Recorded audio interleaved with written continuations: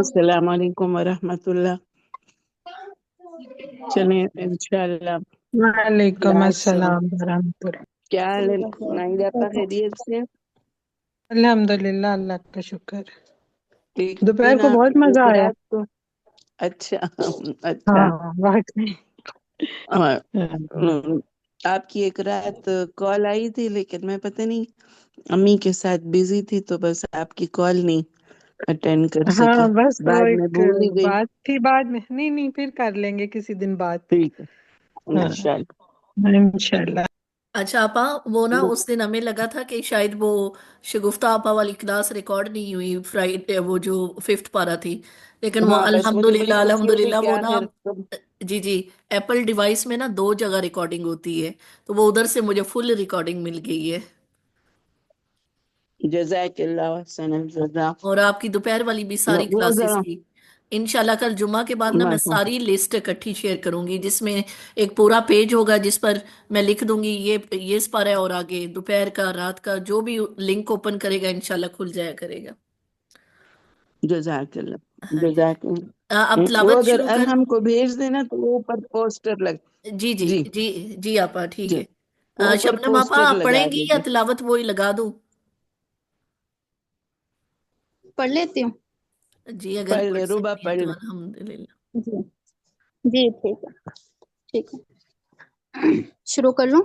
جی جی جی بالکل شروع کر لیں، بسم اللہ کریں. اعوذ باللہ من الشیطان الرجیم. بسم اللہ الرحمن الرحیم. ولو اننا نزلنا الیہم الملائکۃ وکلمہم الموت وحشرنا عليهم كل شيء قبلا ما كانوا ليؤمنوا إلا أن يشاء الله ولكن أكثرهم يجهلون. وكذلك جعلنا لكل نبي عدوا شياطين الإنس والجن يوحي بعضهم إلى بعض زخرف القول غرورا ولو شاء ربك ما فعلوه فذرهم وما يفترون ولتصغى إليه أفئدة الذين لا يؤمنون بالآخرة وليرضوه وليقترفوا ما هم مقترفون. أفغير الله يبتغي حكما وهو الذي أنزل إليكم الكتاب مفصلا والذين آتيناهم الكتاب يعلمون أنه منزل من ربك بالحق فلا تكونن من الممترين. وتمت كلمة ربك صدقا وعدلا لا مبدل لكلماته وهو السميع العليم. وإن تطع أكثر من في الأرض يضلوك عن سبيل الله إن يتبعون إلا الظن وإن هم إلا يخرصون. إن ربك هو أعلم من يضل عن سبيله وهو أعلم بالمهتدين. فكلوا مما ذكر اسم الله عليه إن كنتم بآياته مؤمنين. وما لكم ألا تأكلوا مما ذكر اسم الله عليه وقد فصل لكم ما حرم عليكم إلا ما اضطررتم إليه وإن كثيرا ليضلون بأهوائهم بغير علم إن ربك هو أعلم بالمعتدين. وذروا ظاهر الإثم وباطنه إن الذين يكسبون الإثم سيجزون بما كانوا يقترفون. ولا تأكلوا مما لم يذكر اسم الله عليه وإنه لفسق وإن الشياطين ليوحون إلى أوليائهم إنكم لمشركون. أومن كان ميتا فأحييناه وجعلنا له نورا يمشي به في الناس كمن مثله في الظلمات ليس بخارج منها كذلك زين للكافرين ما كانوا يعملون. وكذلك جعلنا في كل قرية أكابر مجرميها ليمكروا فيها وما يمكرون إلا بأنفسهم وما يشعرون. وإذا جاءتهم آية قالوا لن نؤمن حتى نؤتى مثل ما أوتي رسل الله الله أعلم حيث يجعل رسالته سيصيب الذين أجرموا صغار عند الله وعذاب شديد بما كانوا يهديه يشرح صدره للإسلام ومن يرد أن يضله يجعل صدره ضيقا حرجا كأنما يصعد في السماء كذلك يجعل الله الرجس على الذين لا يؤمنون وهذا صراط ربك مستقيما قد فصلنا الآيات لقوم يذكرون لهم دار السلام عند ربهم وهو وليهم بما كانوا يعملون ويوم يحشرهم جميعا يا معشر الجن قد استكثرتم من الإنس وقال أولياؤهم من الإنس ربنا استمتع بعضنا ببعض وبلغنا أجلنا الذي أجلت لنا قال النار مثواكم خالدين فيها إلا ما شاء الله إن ربك حكيم عليم وكذلك نولي بعض الظالمين بعضا بما كانوا يكسبون يا معشر الجن والإنس ألم يأتكم رسل منكم يقصون عليكم آياتي وينذرونكم لقاء يومكم هذا قالوا شهدنا على أنفسنا وغرتهم الحياة الدنيا وشهدوا على أنفسهم أنهم كانوا كافرين ذلك أن لم يكن ربك مهلك القرى بظلم وأهلها غافلون ولكل درجات مما عملوا وما ربك بغافل عما يعملون وربك الغني ذو الرحمة إن يشأ يذهبكم ويستخلف من بعدكم ما يشاء كما أنشأكم من ذرية قوم آخرين إنما توعدون لآت وما أنتم بمعجزين قل يا قوم اعملوا على مكانتكم إني عامل فسوف تعلمون من تكون له عاقبة الدار إنه لا يفلح الظالمون وجعلوا لله مما ذرأ من الحرث وهذا لشركائنا فما كان كائهم فلا يصل إلى الله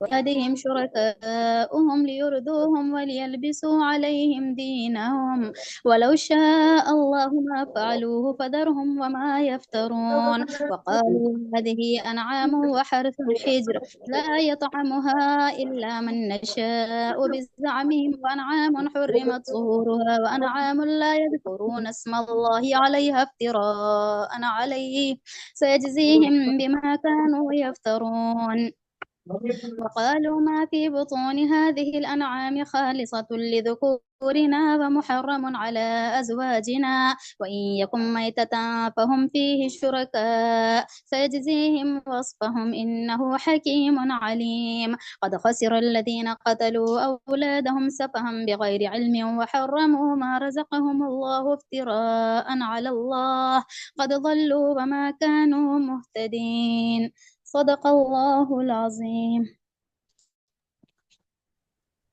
जज़ाकिल्लाह शबनम। अब हम दावत देते हैं नादिया नकी साहिबा को। माशाल्लाह बहुत मशहूर हमारे मीडिया की पर्सनैलिटी हैं और बहुत खूबसूरत तरीके से वो हमें हमारे साथ इस क्लास में माशाल्लाह से बहुत एक्टिवली पार्टिसिपेट भी करती हैं।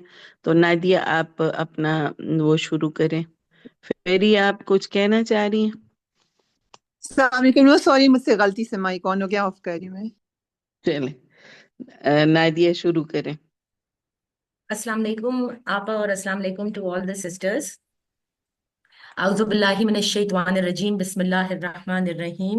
शुरू अल्लाह के नाम से जो बड़ा मेहरबान और निहायत रहम करने वाला है। रब्बिश राहली सदरी वयस्सिर ली अमरी वाहलुल उक़दतन मिन लिसानी यफ़क़हू क़ौली। आज हम 8वां पारा की तिलावत भी हमने सुनी शबनम वकार साहिबा से।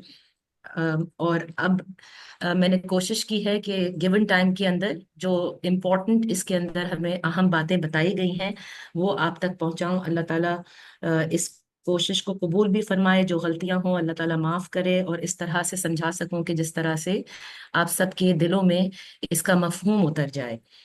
8वें पारे का आगाज होता है वलौ अन्नना नज़्ज़लना इलैहिमुल मलाइकता व कल्लमहुमुल मौता व हशरना अलैहिम कुल्ल शैइन क़ुबुलन मा कानू लियुमिनू इल्ला अन यशा अल्लाहु वलाकिन्ना अक्सरहुम यजहलून। अगर हम इन पर फरिश्ते उतार देते और मुर्दे भी उनसे कलाम करते और उनके सामने हर चीज को इकट्ठा कर लाते, तब भी ये ईमान लाने वाले नहीं थे, मगर ये कि अल्लाह ही चाहता है, लेकिन इनमें से अक्सर जहालत बरतते हैं। अल्लाह की रजा के बगैर कोई भी ईमान नहीं ला सकता। ये बहुत ही इंपॉर्टेंट आयत है और इससे हमें ये सबक मिलता है कि अल्लाह ताला जिसको चाहे हिदायत दे और जिसको ना चाहे वो हिदायत ना दे। और इसीलिए हम सब रोजाना कुरान की क्लास में ये दुआ भी सीखी भी है और करते भी हैं कि रब्बना ला तुज़िग़ क़ुलूबना बाद इज़ हदैतना व हब लना मिन लदुनका रहमा इन्नका अंतल वहाब। एक मर्तबा अल्लाह ताला हमें हिदायत दे तो हमें ये दुआ करनी चाहिए कि अल्लाह ताला हमें कजी में फिर मुब्तला ना करना। बेशक जो भी हम काम करते हैं अपने पूरे दिन में, अपनी पूरी जिंदगी में, चाहे वो किसी के लिए अच्छा करते हों, किसी को खास करके रमजान के महीने में हम कोई सदका खैरात करते हों, तो इस पे हमें तकब्बर नहीं करना चाहिए, बल्कि हमें हमेशा शुक्र अदा करना चाहिए कि ये हिदायत भी अल्लाह ताला ने हमें दी है। अल्लाह ताला की हिदायत के बगैर कोई भी काम मुमकिन ही नहीं। आज जो अगर हम आपके साथ इस क्लास में मौजूद हैं, इस क्लास का हिस्सा हैं, इस क्लास में मुदर्रिसा के तौर पर सामने आए हैं, कोशिश कर रहे हैं, ये हिदायत भी अल्लाह ही ने हमें दी है। सुभान अल्लाह। अल्लाह ताला हम सबको नेक हिदायत में हमेशा रखे, आमीन। और हमारे पूरे खानदानों को, हमारे दोस्त को, हमारे अहबाब को हिदायत में रखे, क्योंकि शैतान जो है वो हर सूरत हमें आकर बहकाता रहेगा। और जिस तरह आपने हमें हमेशा समझाया है कि वो इतनी शुगर कोटिंग के साथ आपके सामने आता है, जिनो इंस की सूरत में आता है, दोस्त अहबाब की सूरत में आता है, कि हमें लगता है ये जो कह रहा है ये बिल्कुल ठीक है। और फिर अल्लाह हमें क्या देख रहा है? हमें तो अल्लाह नजर नहीं आता। ये तो हमारा ईमान है कि अल्लाह हर जगह मौजूद है। इसीलिए हम हिदायत के लिए दुआ करते हैं। अब इस पारे का जो आगाज हुआ है और इसमें जो मैंने आपको तर्जुमा सुनाया है पहली आयतों का, उससे ये साबित होता है कि ये जो ईमान नहीं लाने वाले थे, उनके लिए अगर अल्लाह ताला फरिश्तों की फौज भी भेज देता, जो जो वो मौजज़ात कह रहे थे वो भी दिखा देता, तो वो उन लोगों में से थे कि जो उन्होंने हिदायत लेनी ही नहीं थी। और अल्लाह ताला ने ये कहा है कि मैं जिसको चाहूँ हिदायत दूं, जिसको चाहूँ ना हिदायत दूं। और अल्लाह ताला हमें उन बंदों में शुमार ना करे जिन पर कहते हैं कि मोहर लगा दी जाती है, और वो मोहर इस चीज की होती है कि अब इन्हें कभी हिदायत नहीं मिलेगी। अस्तगफिरुल्लाह रब्बी मिन कुल्ली ज़ंबिन व तूब अलैह।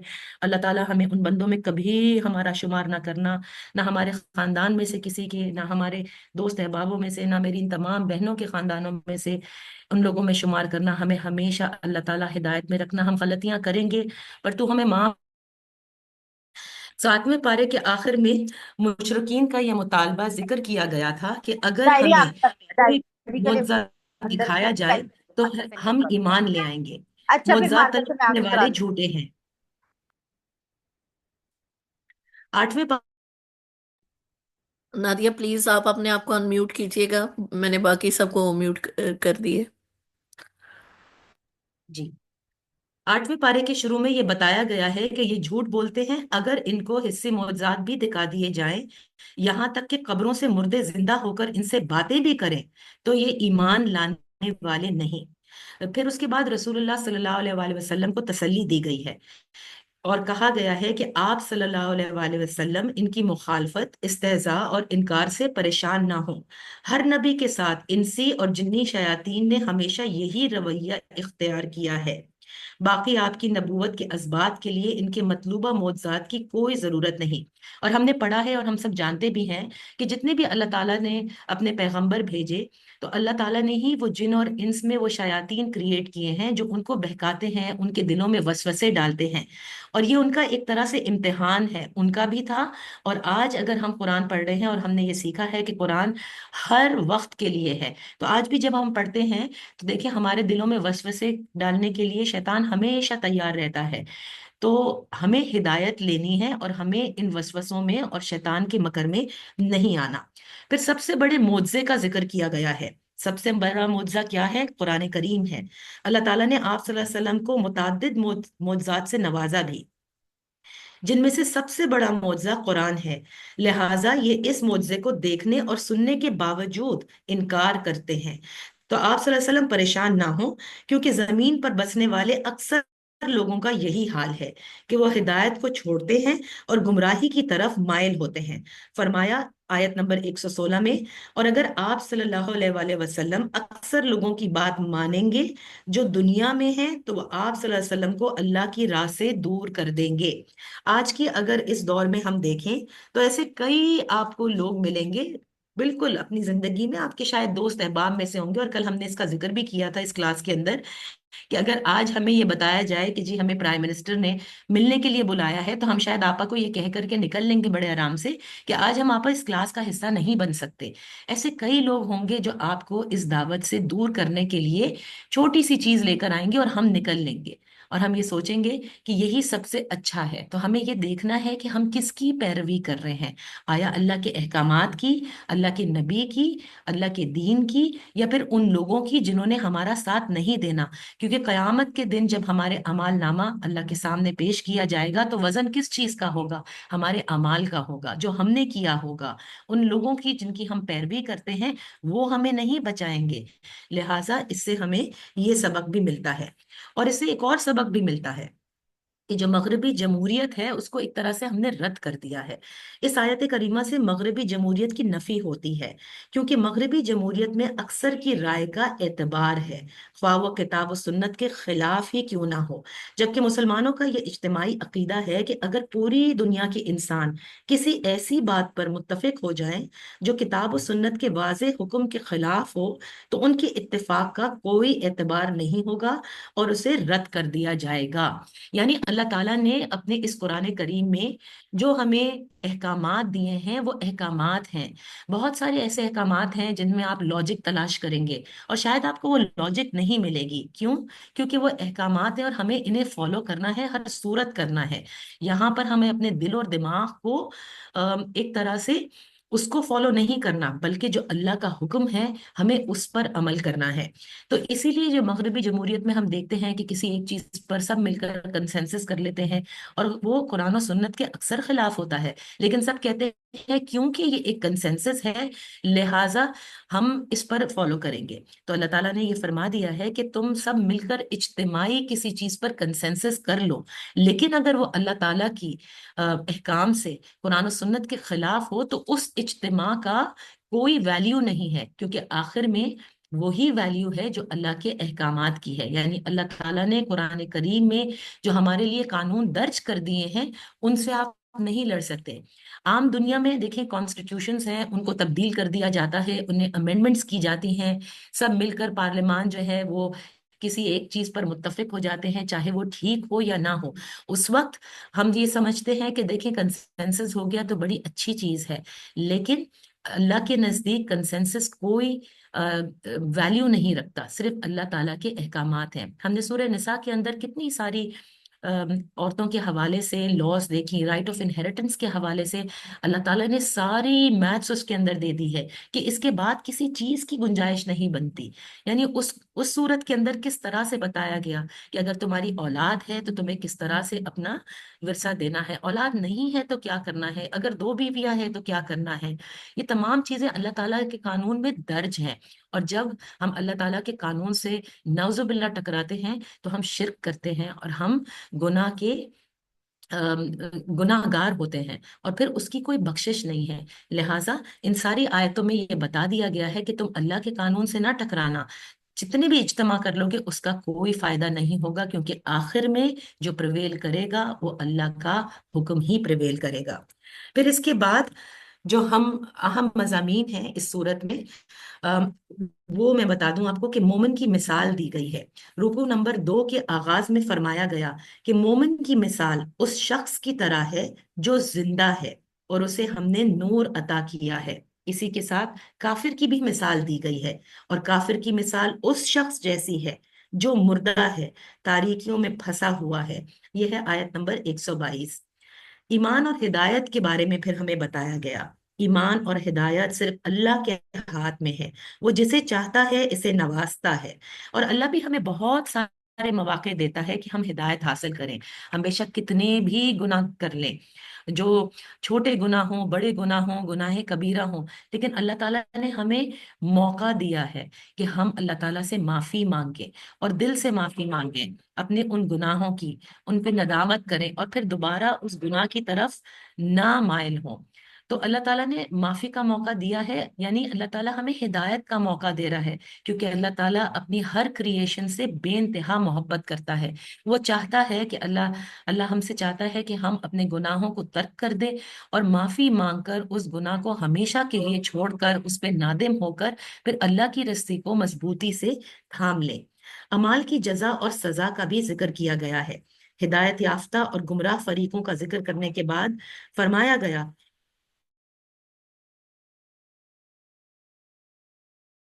کہ وہ اس کے اعمال کے مطابق جزا یا سزا دے گا. آیت نمبر 129 سے 128 میں یہ بتایا گیا ہے. اللہ تعالیٰ ہم سب کو نیک اعمال کرنے کی توفیق عطا فرمائے. اور اس سے ہمیں یہ سبق بھی ملتا ہے کہ اللہ تعالیٰ کے حضور جب ہم پیش ہوں گے تو ہم کچھ یہاں پہ جتنا بھی مال و دولت جمع کر لیں، زمین جمع کر لیں، بینک بیلنس جمع کر لیں، یہ سب یہیں رہ جائے گا.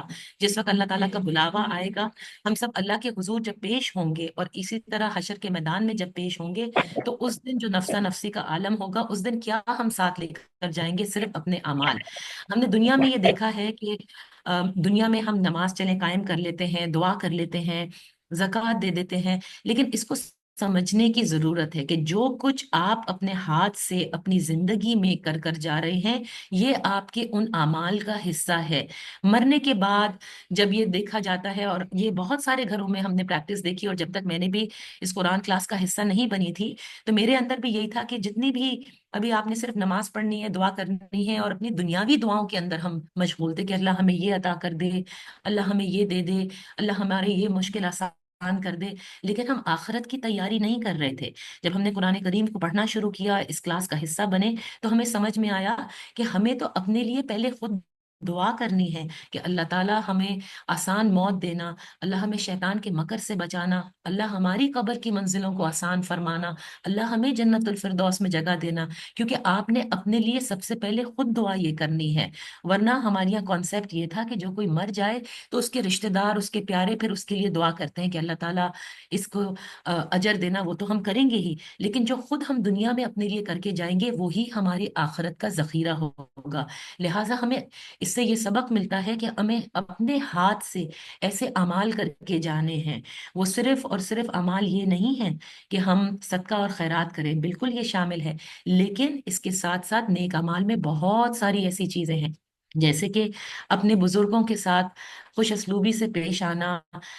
دنیا میں سب سے بڑا جو نیک عمل ہے وہ اللہ کے اس دین کو آگے پھیلانا، جس کے لیے پہلے ہم شرمسار ہوتے ہیں کہ کیا ہم قرآن کی بات کریں، کیا ہم سوشل میڈیا پر اس کی بات کریں، لوگ ہمیں شاید بیکورڈ سمجھیں گے. لیکن یہ سب سے بڑی سیرت النبی پر فالو کرنا ہے. باقی سیرت تو ہم شاید فالو کر لیتے ہیں کہ سیدھے ہاتھ سے بیٹھ کر کے 3 گھونٹوں میں ہمیں پانی پینا ہے، یہ تو سب سے آسان طریقہ ہے. لیکن جو سب سے مشکل کام ہے، جو اللہ کے نبی صلی اللہ علیہ وآلہ وسلم اور اللہ کے مختلف پیغمبروں نے اللہ کے دین کو آگے بڑھایا، یہ سب سے مشکل سیرت ہے.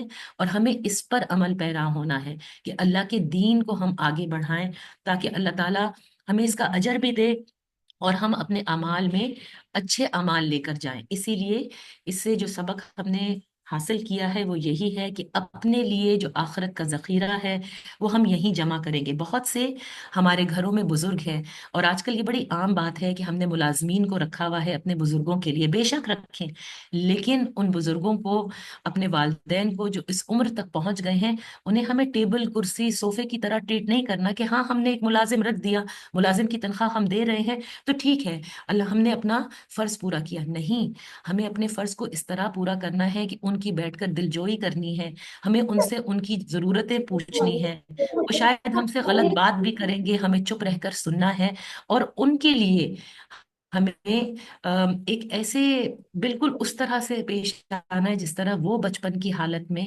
ہمارے ساتھ ہم پر رحم کیا کرتے تھے. میرے خیال سے آخرت کا سب سے بڑا ذخیرہ یہ ہے.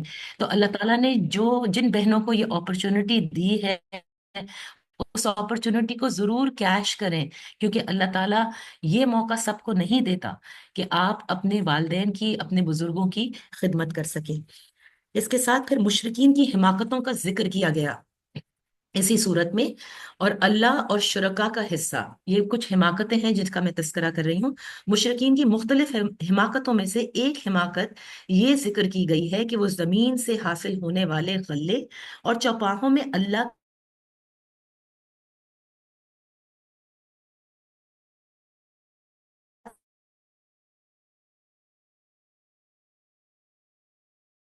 کا حصہ الگ کر، اللہ کا حصہ ہوتا تھا وہ اکثر شرکا کے حصے میں مل جاتا تو اسے برا نہیں سمجھتے تھے۔ آیت نمبر 136۔ پھر بیٹیوں کے قتل کا ذکر ہے۔ ان کی دوسری حماقت یہ تھی، آیت نمبر 137، کہ وہ اپنی بیٹیوں کو فقر یا آر کی وجہ سے قتل کر دیتے تھے۔ آج کل یہ خبریں اور کئی دنوں سے آپ پڑھتے ہوں گے کہ بہت سارے لوگ روزگار کی پریشانی کی وجہ سے، اپنے مال کی پریشانی کی وجہ سے اپنے بچوں کا قتل کر دیتے ہیں اور پھر خود بھی اپنے آپ کو ختم کر لیتے ہیں، اور بہت سے لوگ تو اپنے آپ کو ختم نہیں کرتے لیکن بچوں کو زہر دے کر، بیوی کو زہر دے کر مار دیتے ہیں۔ یہ منع کیا گیا ہے۔ حضور صلی اللہ علیہ وسلم کا عورت پر احسان ہے، اس کا ذکر ہے۔ عورت پر حضور اکرم صلی اللہ علیہ وسلم کے احسانات میں سے ایک بڑا احسان یہ ہے کہ حضور صلی اللہ علیہ وسلم نے اپنی زبان و عمل سے یہ سمجھایا کہ بیٹی کا وجود نہ تو باعث ننگ ہے اور نہ ہی فقر و غربت میں اضافے کا سبب ہے۔ کئی بار آپ نے یہ دیکھا ہوگا، اور آج کے اس دور میں پڑھے لکھے گھروں میں بھی اکثر ہی آپ نے سنا ہوگا، اللہ تعالیٰ بیٹا دے، اللہ بیٹا دے، لیکن بیٹیاں رحمت ہے۔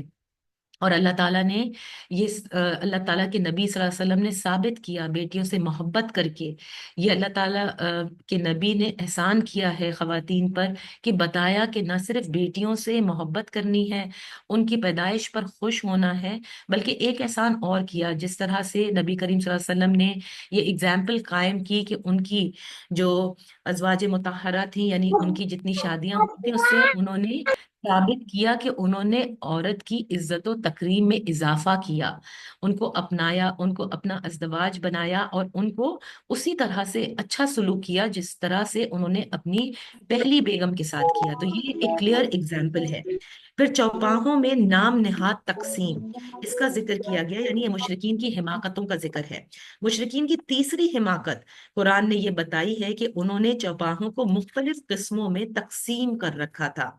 ایک قسم یہ تھی کہ بعض وہ تھے جو کاہنوں اور مذہبی پیشواؤں کے لیے مخصوص تھے۔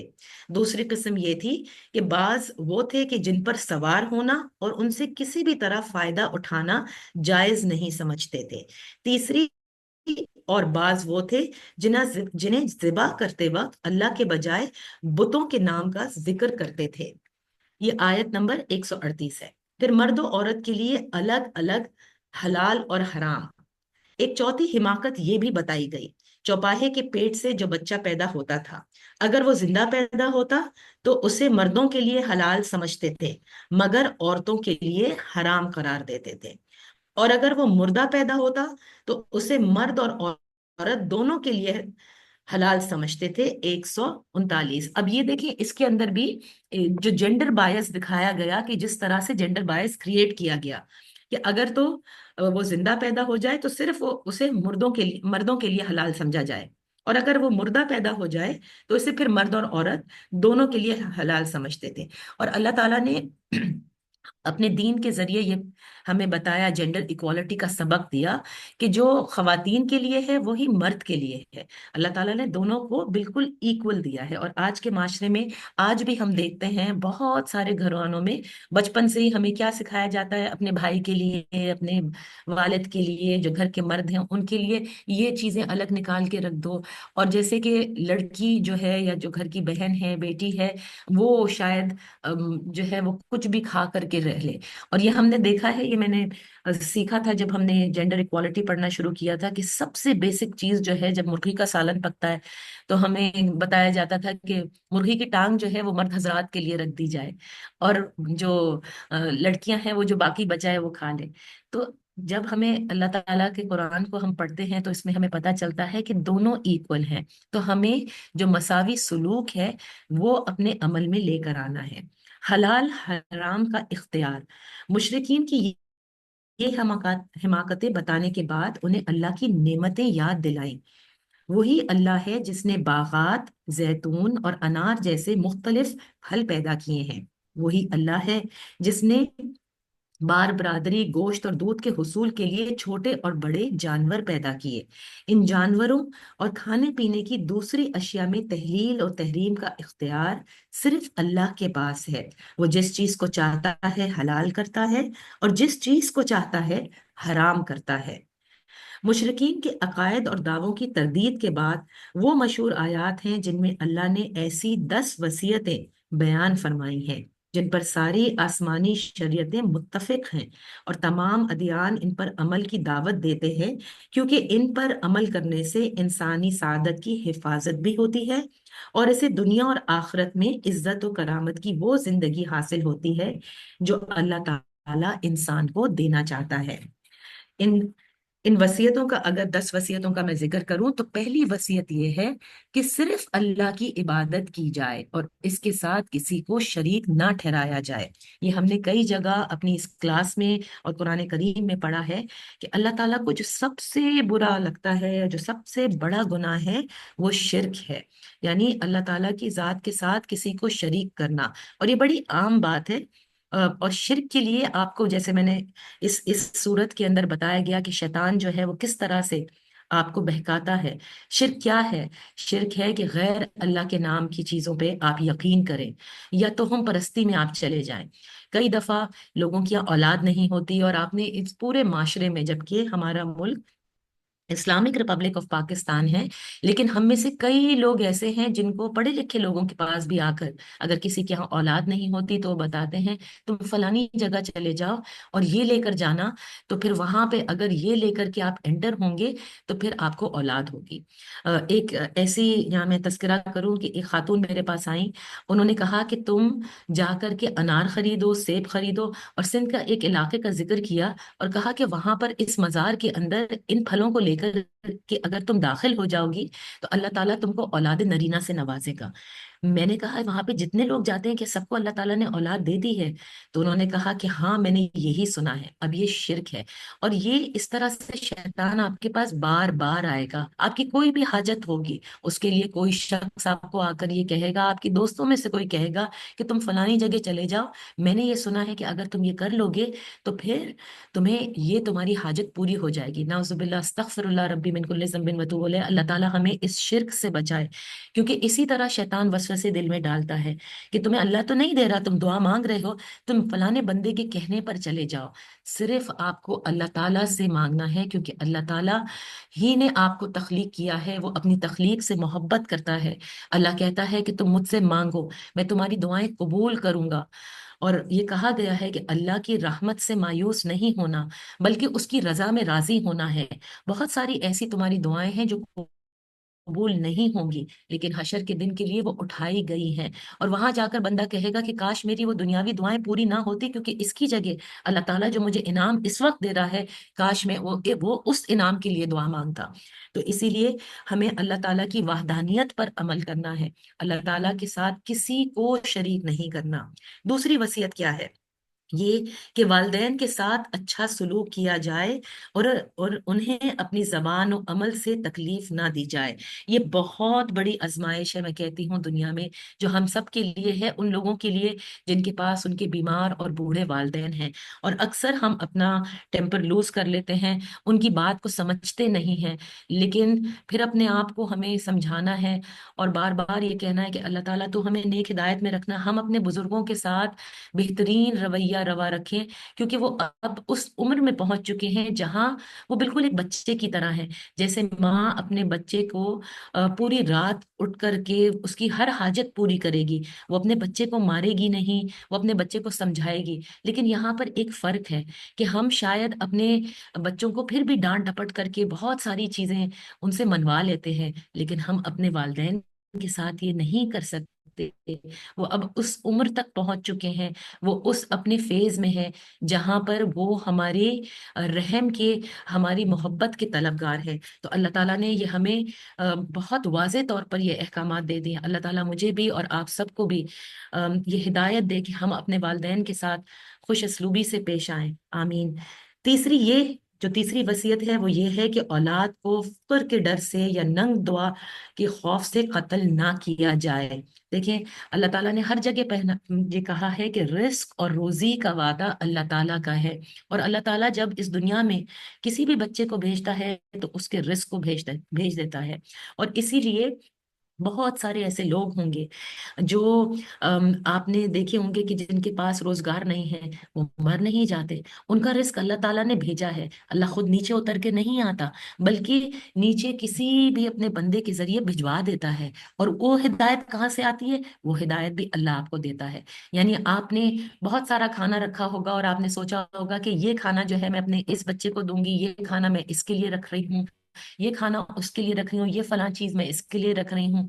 लेकिन जिसके नाम की अल्लाह ने भेजी है, आपने बेशक रखी होगी, लेकिन आपने अक्सर देखा होगा कि वो उसके नसीब में नहीं बल्कि किसी और को मिल गया। और हम फिर आम दुनिया में कहते हैं, अरे इस पर तो तुम्हारा नाम था, देखो ये तुम्हें मिल गया।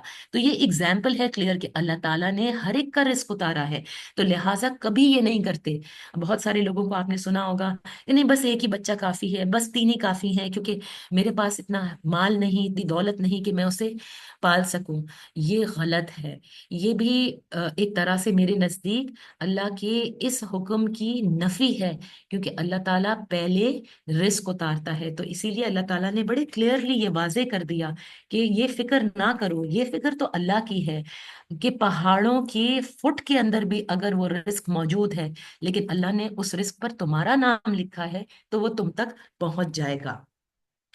चौथी वसीयत अल्लाह ने ये की है कि हर किस्म की फवाहिश और बुराइयों से बचा जाए, ख्वाह वो खुफिया हो या एलानिया।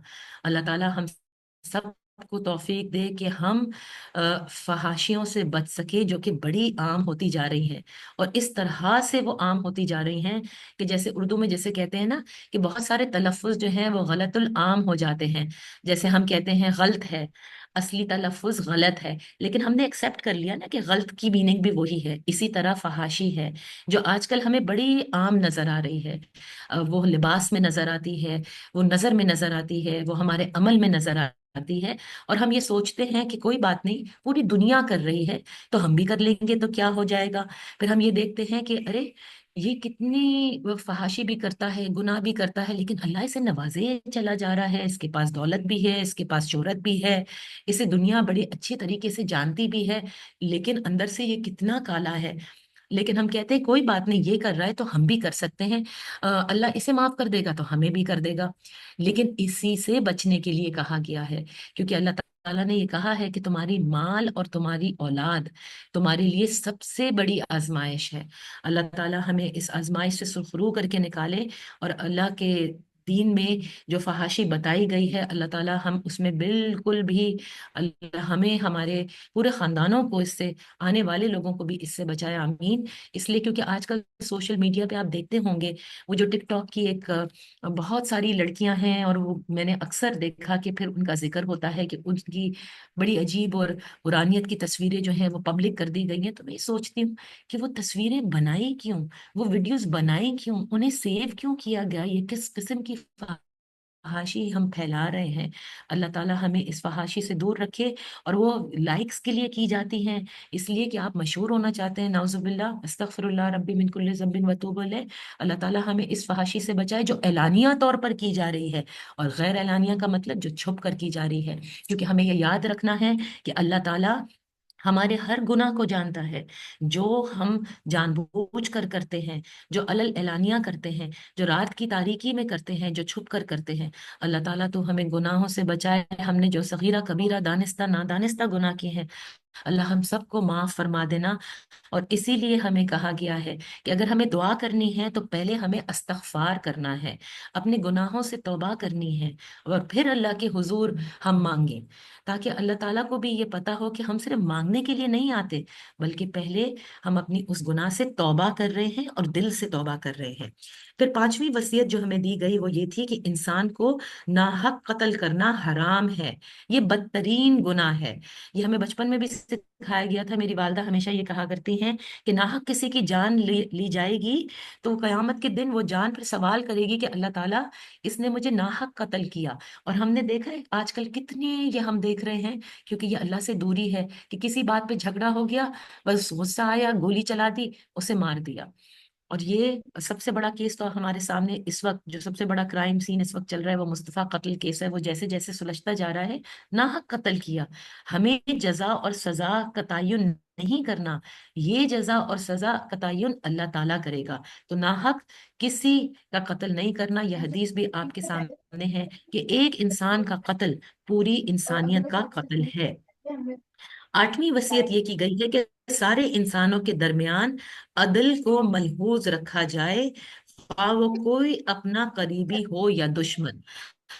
अदल का जो निज़ाम है अल्लाह ताला के नज़दीक वो बड़ा सख्त निज़ाम है। हम इसलिए कहते हैं हम अल्लाह से इंसाफ ना मांगे, क्योंकि अल्लाह का इंसाफ इतना कड़ा इंसाफ है कि फिर हम कहीं के नहीं रहेंगे। और इसकी कई मिसालें मौजूद हैं। लेकिन अदल के इंसाफ के लिए जो काजी के रुतबे पर मौजूद है, जो दुनियावी तौर पर भी जो कोर्ट्स के अंदर हमारे यहाँ जज साहिबान मौजूद हैं, ये बहुत बड़ी जिम्मेदारी है। और आम जिंदगी में भी हमें अदल का मौका दिया जाता है, हमारे मुलाजमाओं के दरमियान दिया जाता है कि एक से दूसरे का झगड़ा हो रहा है, फिर हमें इंसाफ करना है। तो देखिए इस इंसाफ के लिए हमें बहुत सोच समझ कर करना है, क्योंकि इसका बड़ा कड़ा हिसाब भी है कि हम अदल करें। हम ये ना समझें कि चलो हमें पता भी है कि इसने चोरी की है, दूसरी मुलाजमा ने चोरी नहीं की, लेकिन जिसने चोरी की है उससे हमें बड़ा सुकून मिलता है, वो हमारी सारी हाजात पूरी करती है, वो ट्रेंड है, तो हम इसके हवाले से कुछ ना कहें बल्कि दूसरे पर इल्जाम लगा दें। ये एक बहुत छोटा सा एग्जाम्पल है, ये मना है। जिसने गलती की है और आपको पता है कि आपने इंसाफ करना है, आपने फिर सही इंसाफ करना है। इसी तरह अपने हैं तो जो काजी की उसमें बैठा है, अदालतों में जो काजी हैं, जो जज साहिबान हैं, उनके सामने अगर उनके रिश्तेदार भी हैं लेकिन वो गुनाहगार हैं, तो उन्होंने उस गुनाह को देखना है, ना कि ये देखना है कि भाई जिसने किया है वो कौन है। यहाँ पर हमें शक्ल और रिश्ता नहीं देखना बल्कि अदल से काम लेना है। नवी वसीयत यह है कि अल्लाह के अहद को पूरा किया जाए। और 10वीं वसीयत यह है कि सिरात मुस्तकीम ही की इत्तिबा की जाए और मुख्तलिफ रास्तों पर चलने से हमें एतजाज किया जाए, यानी कि हमें जो रास्ते बताए गए हैं, जो सिरात मुस्तकीम हैं, अल्लाह हमें उस पर कायम रखे। और इसी तरह से जो कुरान करीम का आगाज होता है सूरह फातिहा का, और जो हम हर नमाज में भी पढ़ते हैं कि हमें सिरात मुस्तकीम पर चलने की तौफीक अता फरमाए, उन लोगों के रास्ते पर चलाए जिस पर तेरा इनाम नाजिल हुआ, ना कि उन लोगों के रास्ते पर जिस पर तेरा गजब नाजिल हुआ हो। तमाम अफ़ाल व अमाल में इखलास का जिक्र है। ये वसीयतें जो बयान करने के बाद अल्लाह ने अपने नबी सल्लल्लाहु अलैहि वसल्लम को हुक्म दिया कि आप सल्लल्लाहु अलैहि वसल्लम अलल ऐलान कह दीजिए कि मुझे अल्लाह ने दीन हक की हिदायत दी है। यही अबुल अंबिया हजरत इब्राहीम अलैहिस्सलाम का दीन था, और ये कि मेरी नमाज और इबादत सारे अफ़ाल व अमाल खालिसतन अल्लाह के लिए हैं, किसी और के लिए नहीं है। हम अल्लाह के लिए ये करते हैं। मैं इन अमाल से सिर्फ अल्लाह की रजा चाहता हूँ। ये आज जो भी हम कर रहे हैं वो किस लिए कर रहा है कि अल्लाह ताला हमसे राजी हो जाए। अल्लाह की रजा हमारे लिए बेइंतहा जरूरी है। और फिर सूरत का इख्तिताम इस बात पर हुआ कि ये दुनिया और जो कुछ इसमें है ये इब्तिला और आजमाइश के लिए है, ताकि मोमिन और काफिर और नेक और बद में फर्क हो जाए। हर सूरत हर दिन हमारा ये इम्तिहान है इस दुनिया में, और अल्लाह ताला हमें इस इम्तिहान में पास करे। हम बहुत गलतियों के पुतले हैं, बेइंतहा गलतियां पूरे दिन में करते हैं, लेकिन इस दुआ के साथ इस सूरत का इख्तिताम होता है इस पारे के अंदर कि अल्लाह ताला ने हमें इस दुनिया में भेजा ही इसलिए है कि हम हक और जो नाहक की बातें हैं इसमें तफरीक कर सकें। जो सही रास्ता है, जो नेकों का रास्ता है, वो मुश्किल रास्ता है, वो इतना आसान रास्ता नहीं है। जब हम कुरान करीम फॉलो करते हैं या इसका दर्स देना शुरू करते हैं या अपनी आम जिंदगी में लोगों से इसका जिक्र करते हैं, तो वो सबसे पहले आपको क्या कहते हैं? ओ तुम आई बड़ी मुल्लानी। اور پھر ہم شاید پیچھے ہٹ جائیں اور ہم کہیں کہ ہمیں شاید اب ذکر نہیں کرنا کیونکہ لوگ ہمیں پتہ نہیں شاید بیکورڈ سمجھیں گے، ہمیں آج کے اعتبار سے اس طرح کا نہیں سمجھیں گے کہ یہ آج کے دور کے لوگ ہیں اور ہم پیچھے ہٹیں گے۔ یہی ہمیں نہیں کرنا، ہمیں اس دین کو آگے پھیلانا ہے چاہے لوگ ہمارے لیے کچھ بھی کہیں، اور یہی کہا جاتا ہے کہ یہ مشکل راستہ ہے۔ اسی لیے آپ نے دیکھا ہوگا کہ اللہ کے جتنے بھی انبیاء ہیں، جب جب انہیں یہ راستہ دیا گیا دین حق پھیلانے کا، تو وہ کتنا مشکل راستہ تھا کہ مشرکین سرکش تھے، انہیں منع کرتے تھے، ان کے لیے بری باتیں کرتے رہے، لیکن وہ اللہ کے دین پر قائم رہے۔ اور اسی طرح سے بہت سے لوگ آپ کو رد کریں گے، آپ کی باتوں کو رد کریں گے، لیکن آپ نے اس کو نہیں چھوڑنا۔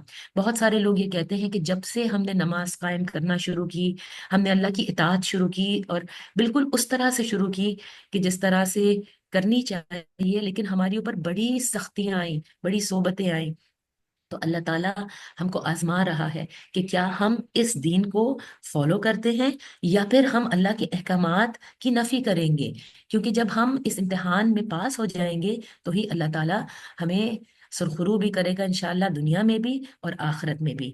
پھر اس کے بعد جو 8واں پارہ ہے اس میں سورہ آراف شروع ہوتی ہے۔ سورہ آراف بہت ہی زبردست سورت ہے، اور پہلے میں سورہ آراف جس طرح سے آغاز ہوتا ہے اس کا ذکر کرنا چاہوں گی۔ الف لام میم صاد، یہ ایک کتاب ہے جو تمہاری طرف نازل کی گئی ہے، پس اے نبی صلی اللہ علیہ وآلہ وسلم تمہارے دل میں اس سے کوئی جھجک نہ ہو۔ اس کے اتارنے کی غرض یہ ہے کہ تم اس کے ذریعے سے منکرین کو ڈراؤ اور ایمان لانے والے لوگوں کو نصیحت کرو۔ لوگوں، جو کچھ تمہارے رب کی طرف سے تم پر نازل کیا گیا ہے اس کی پیروی کرو، اور اپنے رب کو چھوڑ کر دوسرے سرپرستوں کی پیروی نہ کرو، مگر تم نصیحت کم ہی مانتے ہو۔ اگر یہ سورہ آراف کا میں پہلے ذکر کر دوں کہ یہ مکی سورت ہے، اس سورت میں بھی اللہ نے نظریے سے بحث کی ہے اور دنیا میں کیوں آئے ہیں اس کا ذکر کیا ہے۔ اس سے جو استدلال کیا ہے وہ اللہ نے پچھلی تاریخ سے کیا ہے، حضرت آدم کی تخلیق سے لے کر مختلف انبیاء کا ذکر ہے، حضور نبی کریم صلی اللہ علیہ وآلہ وسلم تک۔ اللہ تعالیٰ اس پوری تاریخ کو لاتے ہیں اور پھر واپس آخرت اور جنت کے مناظر بھی بیان کیے جاتے ہیں۔ سورہ کا آغاز جس طرح سے ہوا میں نے آپ کو بتایا، کتاب نازل کی اور فرمایا یہ کتاب آئی ہے ڈرانے کے لیے منکرین کو، اور لوگوں کے لیے نصیحت ہے، یاد دہانی ہے، جو اللہ کے نیک بندے ہیں انہیں بھولا ہوا سبق یاد دلائیں، یعنی ہم سب کو۔ اور نبی صلی اللہ علیہ وآلہ وسلم سے فرمایا کہ آپ کے دل میں اس کتاب کو بتانے میں کوئی جھجک نہ ہو، اور پھر فرمایا جو لوگ کتابوں کو نہیں مانتے وہ ڈریں، کیونکہ اللہ کا عذاب ان پر آیا جب وہ راتوں کو آرام کر رہے تھے یا پھر قیلولہ فرما رہے تھے۔ اور ہم دیکھتے ہیں کہ 8 اکتوبر کا زلزلہ آپ کو یاد ہوگا کہ وہ اس وقت آیا تھا کہ جب سب لوگ سو رہے تھے۔ پھر آیت 8 میں فرمایا کہ جب قیامت والے دن اعمال نامے تولیں گے تو وزن صرف حق کا ہوگا، یعنی وہ عمل جو اللہ کی رضا کے لیے کیے یا نبی صلی اللہ علیہ وسلم کے بتائے ہوئے طریقے سے کیے وہی حق رکھیں گے۔ آیت 11 سے 25 تک تخلیق انسانیت کا قصہ ہے، اور پھر آغاز ہوتا ہے مارکائے خیر و شر کی، جو ابتدا ہے یعنی حضرت آدم علیہ السلام کی تخلیق سے کی گئی ہے۔ اور اس کو میں اسی طرح سے بتانا چاہوں گی تاکہ ہم سب کے لیے جو ہم نے قصہ بچپن میں سنا تھا وہ ہمیں یاد ہو۔ ہم نے تمہاری تخلیق کی ابتدا کی، پھر تمہاری صورت بنائی، پھر فرشتوں سے کہا آدم علیہ السلام کو سجدہ کرو، اس حکم پر سب نے سجدہ کیا مگر ابلیس سجدہ کرنے والوں میں شامل نہ ہوا۔ پوچھا تجھے کس چیز نے سجدہ کرنے سے روکا جبکہ میں نے تجھ کو حکم دیا تھا؟ بولا میں اس سے بہتر ہوں، تو نے مجھے آگ سے پیدا کیا ہے اور اسے مٹی سے۔ فرمایا اچھا تو یہاں سے نیچے اتر، تجھے حق نہیں ہے کہ یہاں بڑائی کا گھمنڈ کرے، نکل جا کہ در حقیقت تو ان لوگوں میں سے ہے جو خود اپنی ذلت چاہتے ہیں۔ بولا مجھے اس دن تک مہلت دے جبکہ یہ سب دوبارہ اٹھائے جائیں گے، یعنی شیطان نے کہا، ابلیس نے۔ فرمایا تجھے مہلت ہے، اللہ تعالیٰ نے کہا۔ پھر وہ بولا اچھا تو جس طرح تو نے مجھے گمراہی میں مبتلا کیا ہے میں بھی اب تیری سیدھی راہ پر ان انسانوں کی گھات میں لگا رہوں گا، آگے اور پیچھے، دائیں اور بائیں، ہر طرف سے ان کو گھیروں گا اور تو ان میں سے اکثر کو شکر گزار نہ پائے گا۔ تو اللہ نے فرمایا نکل جا یہاں سے ذلیل اور ٹھکرایا ہوا، یقین رکھ کہ ان میں سے جو تیری پیروی کریں گے तुझ समेत उन सब से जहन्नुम को भर दूंगा, अस्तगफिरुल्लाह। और ए आदम अलैहिस्सलाम, तू और तेरी बीवी दोनों इस जन्नत में रहो, जहां जिस चीज को तुम्हारा जी चाहे खाओ, मगर उस दरख्त के पास ना फटकना, वरना जालिमों में से हो जाओगे। ये अल्लाह ताला ने तंबीह की उस वक्त। फिर शैतान ने उनको बहकाया ताकि उनकी शर्मगाहें जो एक दूसरे से छुपाई गई थी उनके सामने खोल दे। उसने उनसे कहा, तुम्हारे रब ने तुम्हें जो उस दरख्त से रोका है उसकी वजह उसके सिवा कुछ नहीं है कि कहीं तुम फरिश्ते ना बन जाओ। शैतान ने बहकाया, या तुम्हें हमेशगी की जिंदगी हासिल ना हो जाए। और उसने कसम खाकर उनसे कहा कि मैं तुम्हारा सच्चा खैर ख्वाह हूं। इस तरह धोखा देकर वो इन दोनों को रफ्ता रफ्ता अपने ढब पर ले आया। आखिरकार जब उन्होंने इस दरख्त का मजा चखा तो उनके सतर एक दूसरे के सामने खुल गए और वो अपने जिस्मों को जन्नत के पत्तों से ढांकने लगे। तब उनके रब ने उन्हें पुकारा, क्या मैंने तुम्हें इस दरख्त से ना रोका था और ना कहा था कि शैतान तुम्हारा खुला दुश्मन है? दोनों बोल उठे, ए रब, हमने अपने ऊपर सितम किया। अब अगर तूने हमसे दरगुजर ना फरमाया और रहम ना किया तो यकीनन हम तबाह हो जाएंगे। और फिर ये दुआ, रब्बना ज़लमना अनफुसना व इल्लम तगफिर लना व तरहमना लनकूनन्ना मिनल खासिरीन। तो अल्लाह ताला ने इस सूरत के अंदर हमें बचने के लिए बताया। जो हमें जो मैंने अभी आपको किस्सा सुनाया, तो शैतान के मकरो फरेब से बचने की तलकीन अल्लाह ताला ने की। इस किस्से के जिम्मे शैतान के मकरो फरेब से बचने की जो तलकीन की गई है, क्योंकि वह ऐसा मक्कार दुश्मन है जो इंसान की राह खोटी करने के लिए हर रास्ते पर बैठा हुआ है। और इंसान के साथ टकराव की जो इब्तिदा इब्लीस के इनकार सिजदा से हुई थी, इसका सिलसिला कयामत तक जारी रहेगा और खैर शर और हक व बातिल के दरमियान कशमकश किसी न किसी अंदाज में बाकी रहेगी। 4 बार या बनी आदम के सिगे से खिताब हुआ है इस सूरत में। सूरह आराफ की एक काबिल जिक्र खुसूसियत है, इस सूरत में अल्लाह ताला ने मुसलसल 4 बार इंसानों को या बनी आदम के सिगे से खिताब फरमाया। ये 4 निदाएं सिर्फ सूरह आराफ के अलावा किसी और सूरत में आपको नहीं मिलती। पहली नदा है 10वें रुकू में, जिसमें अल्लाह ने लिबास की नेमत का जिक्र किया। आयत नंबर 26 में फरमाया गया है, ए औलाद आदम, हमने तुम्हारे लिए लिबास उतारा है जो तुम्हारे सतर को भी छुपाता है और जीनत का भी बायस है, और तकवा का लिबास सबसे बेहतर है। दूसरी निदा दी गई 10वें रुकू की आयत नंबर 27 में, जिसमें अल्लाह ताला इब्लीस के फितने से बचने की तलकीन करते हैं।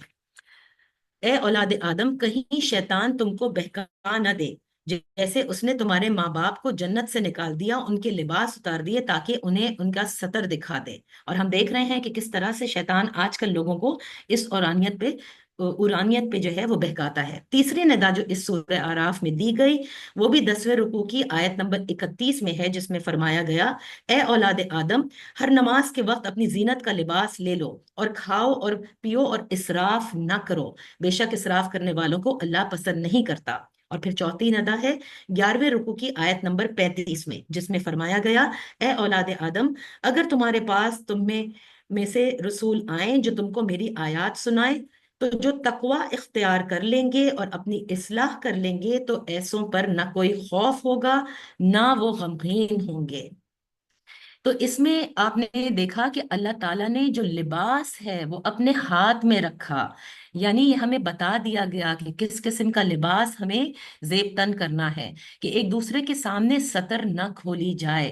तो ये इतना बड़ा अहकाम अल्लाह की जानिब से कर दिया गया है। फिर हम बंदे कौन होते हैं कि जो इस लिबास को हम जो है खुद डिसाइड करें कि तो क्या होता है कि हम किसी भी तरह के लिबास में हैं।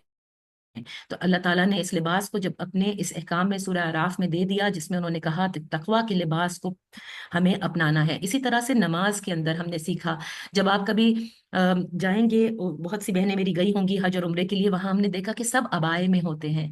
तो क्यों है? इसलिए क्योंकि वहां पर हमने अपनी सतर पूरी ढकी हुई है, पैरों में मोजे पहने हुए हैं, ऊपर अबाया पहना हुआ है। तो यहाँ पर ये तलकीन मुझे वहीं से मिली थी।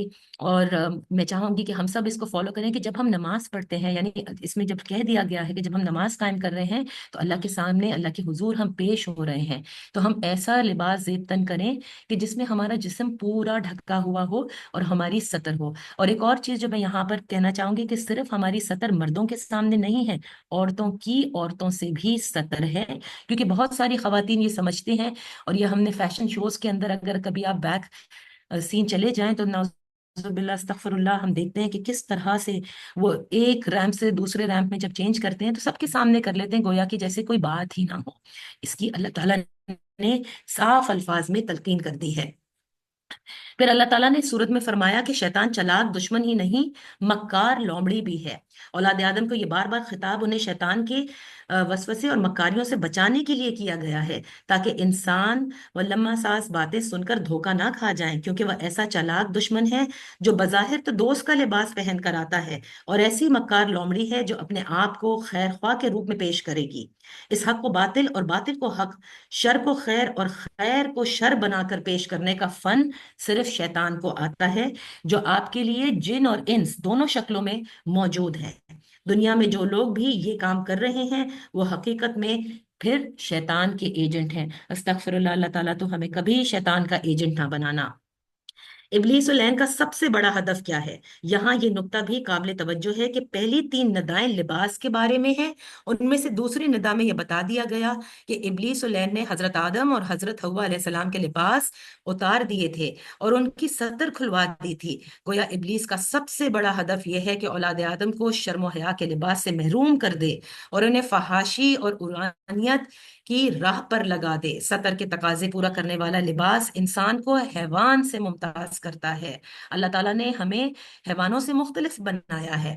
حیوان آپ دیکھیں کہ کس طرح سے پیدا ہوتے ہیں، جس طرح سے وہ پیدا ہوتے ہیں اسی طرح سے زندگی گزارتے ہیں، اسی طرح سے دنیا سے چلے جاتے ہیں، جبکہ انسان کو اللہ تعالیٰ نے لباس کے ساتھ عزت اور فضیلت بخشی ہے۔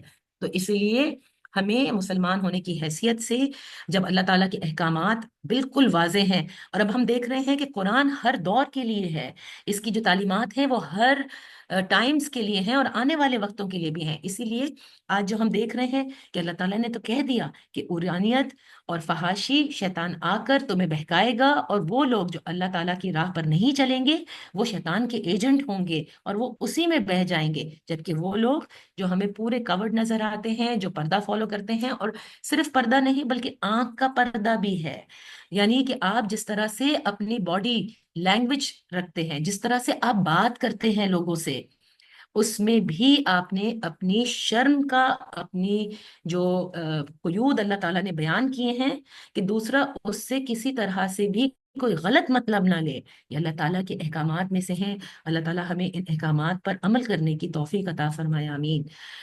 آج جب ہم مغربی میڈیا کے ذریعے بے حیائی کے، اب تو خیر مغربی میڈیا کو میں کیا کہوں، ہمارے اپنے میڈیا میں، ہمارے اپنے ڈراموں میں کیا کچھ نہیں ہمیں دکھایا جا رہا، اور سوشل میڈیا پہ کیا کچھ نہیں ہے، جو سیلاب امڈ آیا ہے اور عورت کی آزادی کے نام پر جو حیا باختگی کی فضا دیکھنے میں آتی ہے، تو پھر یہ بات سمجھ آتی ہے کہ قرآن نے لباس کے بارے میں تاکید اور تکرار کا اسلوب کیوں اختیار کیا ہے، اور یہ اس لیے نہیں کیا کہ اللہ تعالیٰ ہمیں ڈھکنا چاہتا ہے، بلکہ اللہ ہمیں بچانا چاہتا ہے۔ وہ لوگ جو کہ اس بے حیائی میں ہیں، کیا وہ اپنی عزت اور ناموس کی حفاظت کر پائے، ورسز ان لوگوں کی جن لوگوں نے اپنے اللہ تعالیٰ کے اس احکامات کے اوپر ہمیشہ عمل پیرا رہے، اور الحمدللہ اس دنیا میں بھی ان کی عزت ہے اور انشاءاللہ آخرت میں بھی ان کی عزت رہے گی۔ پھر ان نداؤں کے علاوہ سورہ اعراف کے کچھ اہم مضامین ہیں جن کا میں ذکر کروں کہ مشرکین کا بیت اللہ کا ننگے طواف کرنا۔ مشرکین بیت اللہ کا ننگے طواف کرتے تھے اور اپنے اس عمل اور اس جیسے دوسرے اعمال کے بارے میں حجت پیش کیا کرتے تھے کہ ہمارے آباء و اجداد بھی یوں ہی کیا کرتے تھے، اور بعض اوقات یہ بھی کہہ دیتے تھے کہ ہمیں اللہ تعالیٰ نے ایسا کرنے کا حکم دیا۔ مشرکین کے دعوے کی تردید کی گئی، ان کے اس دعوے کی تردید کرتے ہوئے فرمایا اللہ بے حیائی کے کاموں کا حکم نہیں دیتا، لہٰذا تمہارا یہ دعویٰ جھوٹ اور اس کے سوا کچھ نہیں ہے۔ جائز مطالبات کرنے والا دین، اسلام زندگی کے تمام جائز مطالبات کرنے والا دین ہے، لہٰذا یہ ممکن ہی نہیں کہ وہ لباس پہننے سے اور پاکیزہ چیزوں کے استعمال سے منع کر دے۔ ربانیت کے قائل، اس سے ان لوگوں کی بھی تردید ہو جاتی ہے جو ربانیت کے قائل ہیں، حلال اور پاک چیزوں سے اجتناب کو اللہ کے قریب کا ذریعہ سمجھتے ہیں۔ آج کل آپ جب کہیں باہر کے ممالک میں جائیں، بہت سے مسلمان آپ کو ایسے ملیں گے اور کہیں گے بس یہاں پر تو کچھ میسر نہیں ہے، تم بسم اللہ پڑھ کر کھا لو۔ نہیں، اللہ آپ کو دیکھ رہا ہے، اللہ نے حلال اور حرام میں بالکل واضح تفریق رکھی ہے، اور یہی آپ کا امتحان ہے کہ آپ بالکل لوگوں کے بہکاووں میں نہ آئیں کہ بسم اللہ پڑھ کے کھا لیں گے تو درست ہو جائے گا، بالکل نہیں ہوگا۔ اللہ کے احکامات کی آپ نفی نہیں کر سکتے، یہ اللہ کا قانون ہے۔ پھر کامل مسلمان کا ذکر ہے، جسم اور روح، دین اور دنیا دونوں کی جائز مطالبات اور تقاضے پورا کرنے والا ہی حقیقت میں کامل مسلمان ہوگا۔ ابو دردہ علیہ السلام کا عمل، حضرت سلمان فارسی رضی اللہ عنہ کو جب پتا چلا کہ حضرت ابو دردہ دن کو مسلسل روزے رکھتے ہیں اور رات کو قیام کرتے ہیں، عبادت میں یہ مشغولیت اس حد تک بڑھ گئی ہے کہ اہلیہ تک کے حقوق ادا نہیں کرتے، تو حضرت سلمان فارسی کی نصیحت، تو آپ نے انہیں نصیحت کرتے ہوئے کیا فرمایا؟ تمہارے اوپر تمہارے رب کا بھی حق ہے، تمہارے نفس کا بھی حق ہے، تمہارے گھر والوں کا بھی حق ہے، لہٰذا ہر حق والے کو اس کا حق ادا کرو۔ یعنی اللہ تعالیٰ نے یہ کہا کہ تم دین فالو کر رہے ہو، دین کی عمل کر رہے ہو، تو اس میں دنیا کو بھی تمہیں ساتھ لے کر چلنا ہے، اور یہی سب سے بڑا مشکل کام ہے۔ یہ نہیں کہ آپ اپنے گھر والوں کا حق جو آپ پر ہے، جو ازواج کا حق ہے، وہ چھوڑ کر کے صرف دین دین دین کرتے رہیں۔ ہر چیز کا ایک وقت ہے، اور اللہ تعالیٰ نے کہا ہے کہ تمام تر حقوق جو ہے وہ آپ کو ادا کرنے ہیں، دین کا بھی، دنیا کا بھی، اپنے بچوں کا بھی، اپنے والدین کا بھی، اپنے ازواج کا بھی، اور دنیاوی رشتہ داروں کا بھی، اپنے سسرال والوں کا، اپنے نیبرز کا، یہ تمام تر ساتھ لے کر چلنا ہے۔ پھر دو گروہوں کا ذکر ہے، 8ویں پارے کی جو 11ویں اور 12ویں رکوع ہے، ایسے دو گروہوں کا ذکر ہے جو فکر و نظر اور عقیدہ عمل کے اعتبار سے ایک دوسرے کی زد میں ہیں۔ ایک گروہ وہ جو ضد اور انات، کفر اور استکبار کی راہ اپنانے والوں کا ہے، جن کا ٹھکانہ استغفر اللہ جہنم کے سوا کچھ نہیں ہوگا، جو تکبر میں ہیں، جو کچھ نہیں مانتے۔ اور دوسرا گروہ جو ہے وہ جو تسلیم اور ایمان و اطاعت کی راہ پر چلنے والوں کا ہے، جو بفضل الہی جنت کے حقدار ہوں گے۔ اللہ تعالی ہم سب کو اس کا حقدار بنائے اور ہمیں اس گروہ میں شامل کرے۔ اچھا، پھر دونوں گروہوں کا مکالمہ ہے۔ یہ دونوں گروہ جب اپنے اپنے ٹھکانے پر پہنچ جائیں گے تو قرآن بتاتا ہے کہ ان کے درمیان باقاعدہ مکالمہ ہوگا۔ جو اہل جنت دوزخیوں سے سوال کریں گے، کیا تمہیں آج اللہ کے وعدوں کا سچ ہونے کا یقین آیا یا نہیں آیا؟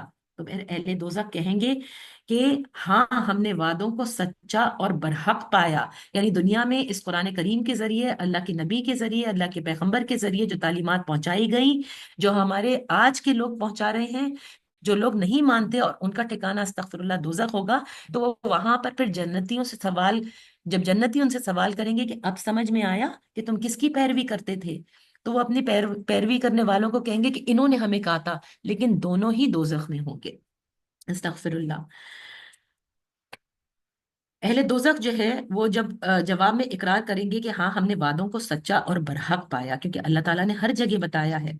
پھر سوال، دوزخی جب جہنم کی ہولناک گرمی اور بھوک پیاس سے پریشان ہو جائیں گے تو جنتیوں کے سامنے پھر سوال دراز کریں گے کہ ہمیں کچھ کھانے اور پینے کے لیے دو، لیکن ظاہر ہے کہ ان کا یہ سوال رائگاں جائے گا، کیونکہ یہ مکالمہ اس پارے کے 12ویں اور 13ویں رکوع میں مذکور ہے۔ پھر اصحاب اعراف کا ذکر ہے۔ ایک تیسرا گروہ بھی ہے جسے قرآن نے اصحاب اعراف کا نام دیا ہے۔ یہ وہ لوگ ہوں گے جو مومن تھے لیکن اعمال صالح میں دوسرے جنتیوں سے ذرا پیچھے رہ گئے ہوں گے۔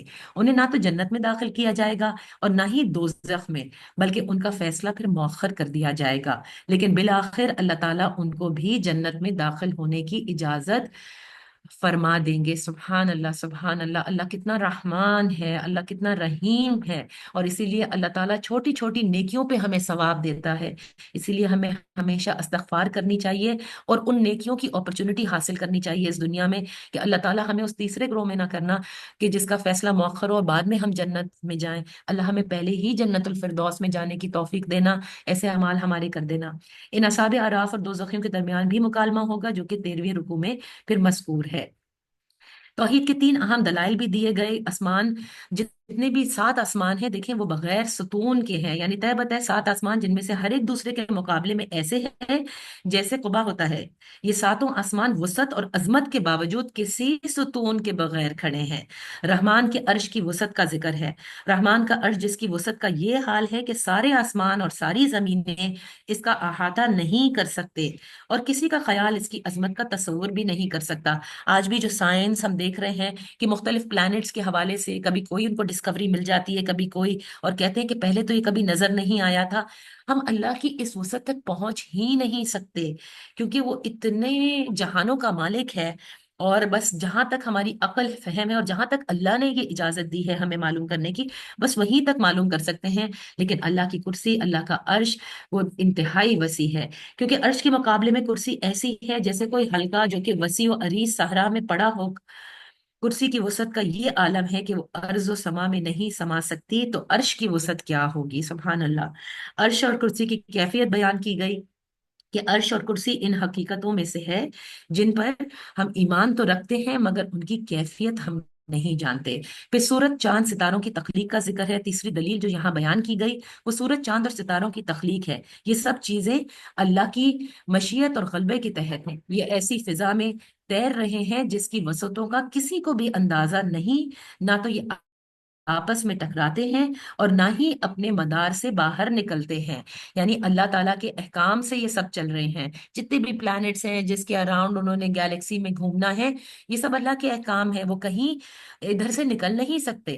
صرف اللہ ہی جب چاہے گا، جب قیامت آئے گی، جس کا کہ ہم نے ذکر سنا کہ کس طرح سے بادلوں کی، روئی کے گالوں کی طرح یہ پہاڑ جن کو ہم کبھی ہلا نہیں سکتے، کبھی آپ سوچ سکتے ہیں کہ پہاڑوں کو کاٹ کر رستے تو بنائے جاتے ہیں، لیکن ان کو کیا پورا آپ اڑا کر کے کہیں لے جا سکتے ہیں؟ سبحان اللہ، یہ صرف اللہ ہی کر سکتا ہے۔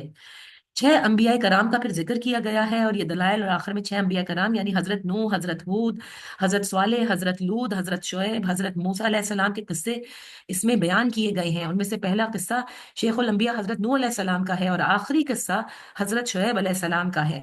اور ان قصوں میں جو حکمتیں اور عبرتیں، یعنی کہ اس میں کس طرح سے اللہ تعالیٰ نے اپنا پیغام دیا، کس طرح سے ان کی قومیں سرکش رہیں، کس طرح کے عذاب نازل کیے گئے، ان سب کا مختصر جو ہے اللہ تعالیٰ نے سورہ آراف میں ذکر کیا ہے۔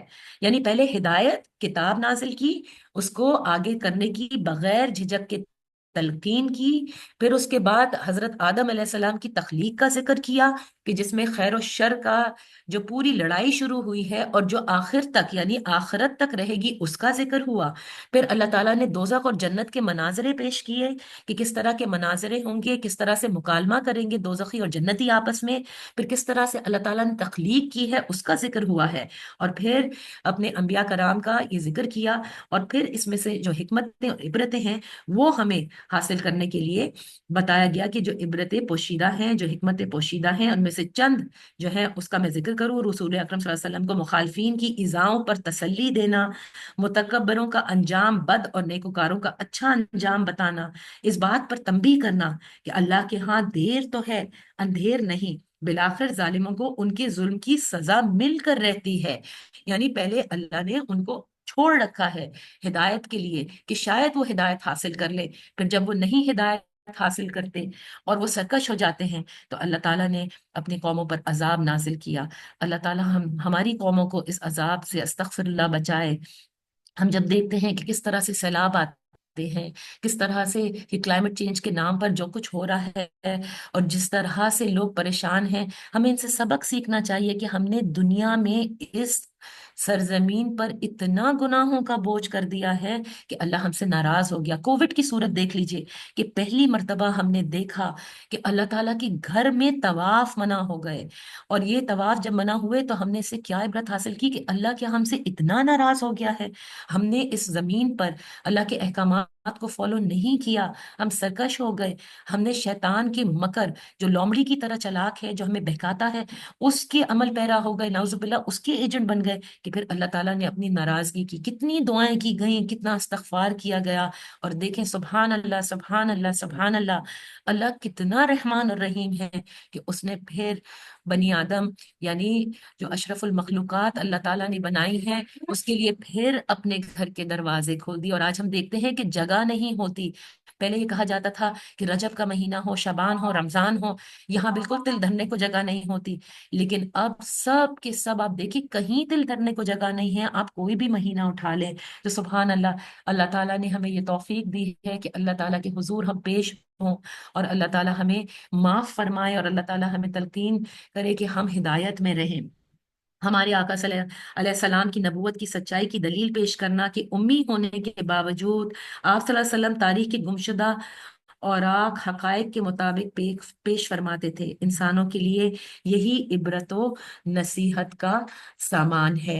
ये सूरह आराफ है, और सूरह आराफ में आखिर में अल्लाह ताला फिर फरमाता है कि सीरत की रोशनियां तुम्हारे रब की तरफ से आ गई हैं, इनमें हिदायत और रहमत है, जो इनको मान लेगा वही कामयाब होगा। और हमें इस आखिरी हिदायत पे इस तरह से अमल करना है। किताब का और इस सूरत का आगाज भी इस बात से हुआ था, और अंजाम भी इसी बात पर हुआ है कि इस कुरान पे अमल करना है।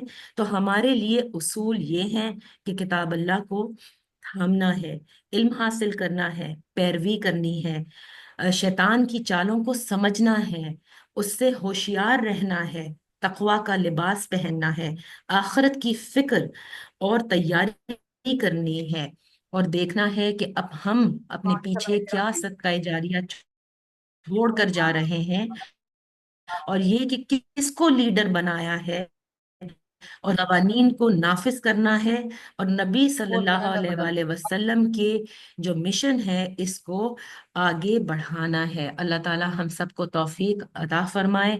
आज मेरा 8वां पारा यहाँ पे इख्तिताम होता है। अल्लाह इस कोशिश को कबूल फरमाए, जो गलतियां हुई अल्लाह इसे माफ़ फरमाए, और उम्मीद करती हूँ कि इसको समझाने में मैंने अपनी पूरी संजीदगी से कोशिश की थी, मुझे भी समझ में आया, और अल्लाह ताला आप सबको भी अल्लाह करे इसको समझ भी आया हो, क्योंकि बड़े वाज़ेह तौर पर सिर्फ इस 8वें पारे की एक सूरत ने सब कुछ हमें समझा दिया कि किताब अल्लाह है, इसको फॉलो करना है, इसमें हमें तकरार नहीं करनी। फिर जन्नत और दोज़ख का जिक्र हमें बता दिया, और फिर हमें अंबिया के किस्से दोबारा रिपीट करके बता दिया, और हजरत आदम अलैहिस्सलाम का किस्सा भी बता दिया।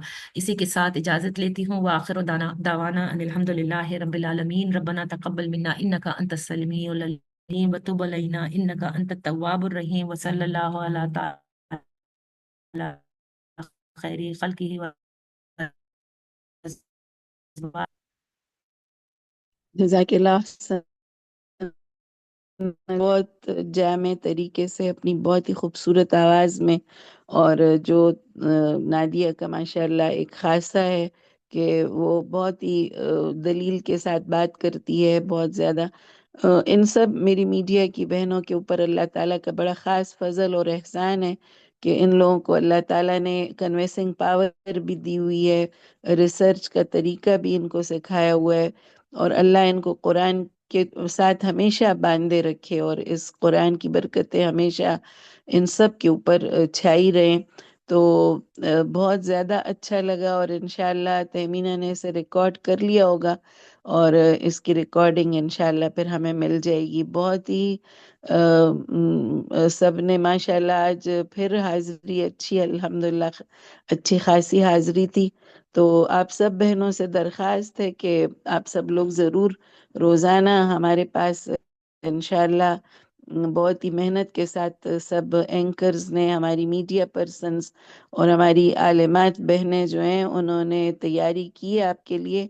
तो आप सब लोग ज़रूर इसमें शामिल हुआ करें, ताकि हम इकट्ठे इस कुरान करीम का पैगाम सीख भी सकें, हुजूर नबी करीम सल्लल्लाहु अलैहि वसल्लम की उस सुन्नत पर अमल भी कर सकें जो वो कुरान करीम का दौरा करते थे रमज़ानुल मुबारक में हज़रत जिब्राईल अलैहिस्सलाम के साथ।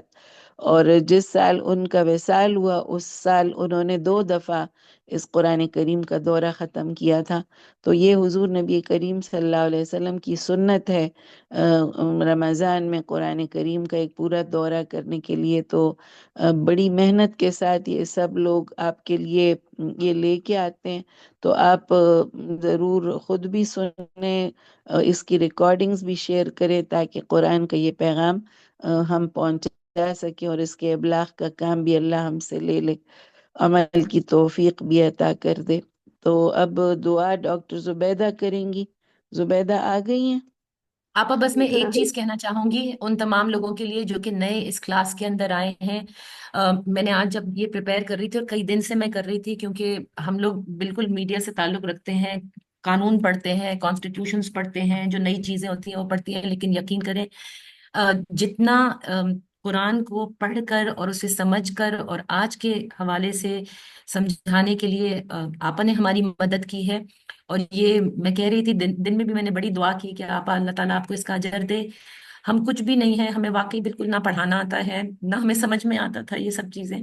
بس ہم نے اس کلاس کو جوائن کیا تھا، لیکن یہ بہت بڑی چیز ہے جو اپنی جگہ چھوڑ کر کے آپا نے ہمیں دی کہ تم لوگ بھی کوشش کرو. دعا سے اس کا آغاز کروایا کہ نہیں تم بھی دعا مانگ سکتے ہو، اور اس کے بعد ہمیں یہاں تک پہنچا دیا کہ ہم اس کو پڑھیں، سمجھیں اور پھر سمجھائیں. اور اپنی مدرسہ کے سامنے بیٹھ کر کے سمجھانا یقیناً بہت مشکل تھا آپا، لیکن اللہ تعالیٰ آپ کو اس کا جزا دے، اللہ آپ کو اس کا اجر دے، آپ کو ہمیشہ خوش رکھے، اور ہمیں بھی آپ کی طرح ایسا بنا دے کہ جس وقت بھی آپ کہیں کہ چلو آج یہ نہیں کر رہا تم کرو، اور ہم سمجھا سکیں. بہت شکریہ آپ کا. جزاک اللہ حسن الجزا. نادیہ، مجھے تمہاری یہ نیکی کبھی بھی نہیں بھولتی.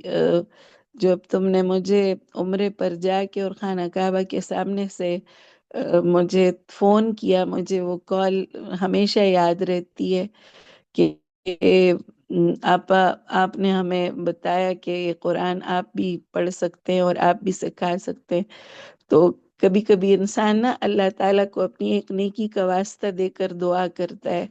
تو آپ سب لوگ بھی نا آپ سے کوئی نیکی اللہ تعالیٰ کرا دے تو اس کے واسطے سے اللہ سے مانگا کریں. تو میں نادیہ تم سے بھی اور یہ میری ساری بہنیں، ان کی کوئی نہ کوئی ایک ایسی بات میرے ساتھ موجود ہے جو دل کو ایسا سکون پہنچاتی ہے، اور مجھے اللہ تعالیٰ کی رحمت سے بہت زیادہ مجھے امید ہوتی ہے کہ انشاءاللہ اللہ تعالیٰ ہم پر رحم کرے گا، اور اس نے اگر اتنے پیارے لوگوں سے ادھر ملا دیا ہے تو انشاءاللہ آخرت میں بھی وہ ہمیں اچھے لوگوں کے ساتھ انشاءاللہ ملائے گا.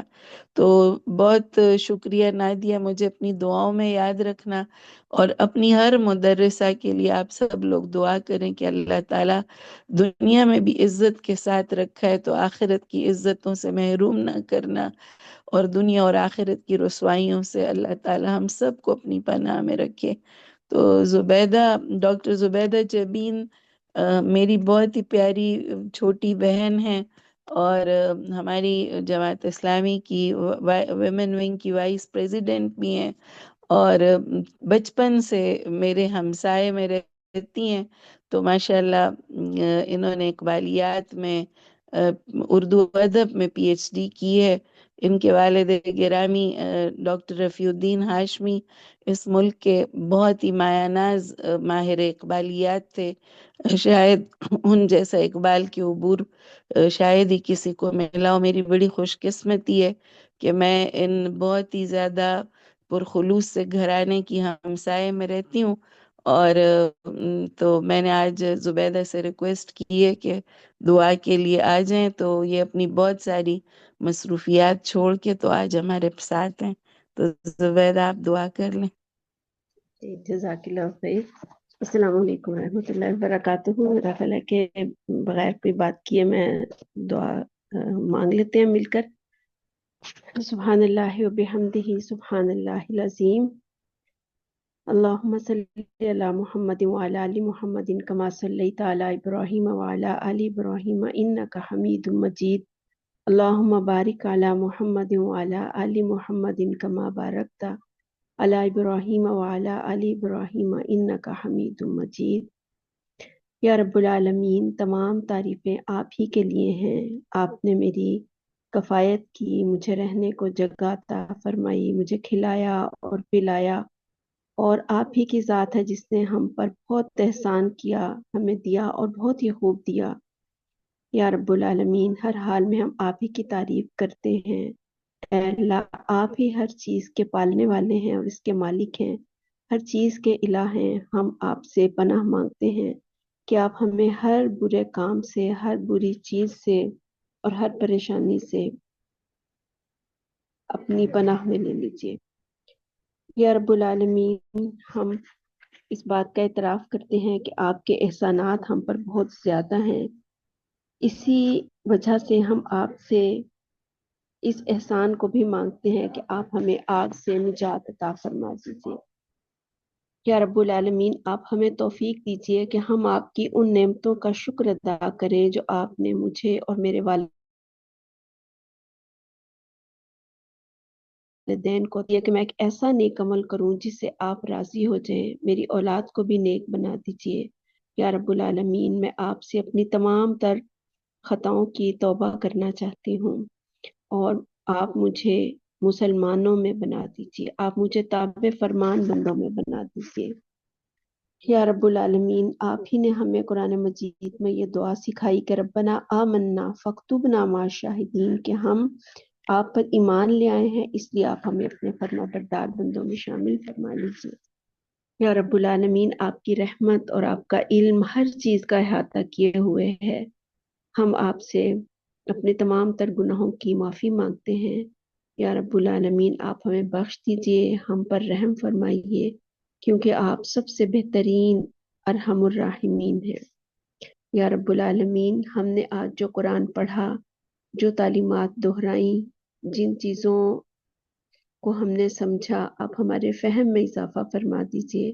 آپ قرآن مجید پر تدبر کرنے کی توفیق عطا فرما دیجیے یا رب العالمین۔ آپ اس قرآن کو ہماری قبر میں ہمارا ساتھی بنا دیجیے، ہم اس قرآن کی تعلیمات کی روشنی میں دنیا میں بھی اپنی زندگی گزاریں اور آخرت میں بھی نجات حاصل کریں یا رب العالمین۔ یہ قرآن روز قیامت ہمارے لیے سفارش بن کر آئے، یہ محفلیں، یہ لوگ اور یہ پڑھنا یا رب العالمین ہمارے درجات کو ہر لحاظ سے بلندی عطا فرمائے یا رب العالمین۔ ہمارے والدین کو پر اس طرح سے رحم فرمائیے جس طرح سے انہوں نے ہمارے بچپن میں ہم پر رحم فرمایا یا رب العالمین۔ یہاں موجود تمام بہنوں کے ہر طرح کی دعاؤں کو قبول فرما لیجیے، جو ان کی جائز حاجات ہیں ان کو پورا فرما دیجیے، جو ان کے مسائل اور پریشانیاں ہیں ان کو اس قرآن کی محفل کے صدقے دور فرما دیجیے یا رب العالمین۔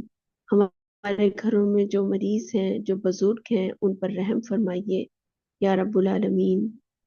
جو ہمارے ارد گرد جو پھیلی ہوئی پریشانیاں ہیں ان کو دور فرمائیے، ہمارے ملک پر رحم فرمائیے یا رب العالمین۔ ہم آپ سے اس ماہ مبارک کے اس مبارک عشرے میں یہ دعا کرتے ہیں کہ آپ ہم پر رحم فرمائیے یا رب العالمین۔ ہم بہت خطا کار ہیں، ہم آپ کی رحمتوں کے محتاج ہیں یا رب العالمین۔ آپ ہماری دین اور دنیا میں ہر طرح کی حسنات ہمیں عطا فرما دیجیے، اپنی جناب سے ہمارے لیے جنت میں گھر بنا دیجیے یا رب العالمین۔ ہمیں پیارے نبی صلی اللہ علیہ وآلہ وسلم کی شفاعت نصیب فرمائیے۔ جن بہن نے آج قرآن مجید کا خلاصہ پیش کیا، ان کے علم اور فہم میں اضافہ فرما دیجیے، ان کے عمل میں اضافہ فرما دیجیے۔ ہم سب کو اس قرآن پاک کی تعلیمات پر بہترین انداز سے عمل کرنے کی توفیق عطا فرما دیجیے یا رب العالمین۔ ہم آپ سے دعا کرتے ہیں کہ آپ ہماری تمام تر دعاؤں کو قبول فرما لیجیے۔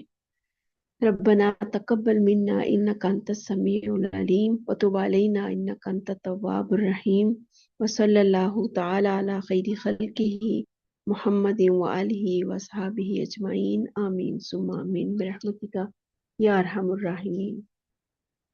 جزاک اللہ احسن الجزا۔ خوبصورت دعا کے لیے بہت شکر گزار ہوں زبیدہ، اور نادیہ اور زبیدہ، شبنم، اور سب سے زیادہ تہمینہ کے لیے شکر گزار ہیں اور دعا گو بھی ہیں۔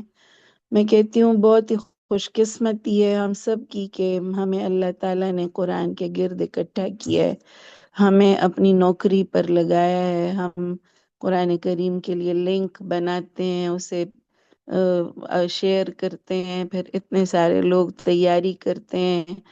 قاریہ شبنم وقار قرآن کی تلاوت بہت خوبصورت طریقے سے کر دیتی ہیں اور بہت ریگولر وہ اپنا وہ حصہ جو ہے وہ ادا کر رہی ہیں۔ تہمینہ بہت زیادہ محنت کے ساتھ اب تو ایک دوسری کلاس کا لنک بھی وہ روزانہ بناتی ہے، تو اور آج نادیہ اور زبیدہ نے بہت ہی خوبصورت کلاس ہماری لی ہے۔ اللہ تعالیٰ بہت زیادہ ان کو اجر دے اور راضی ہو جائے۔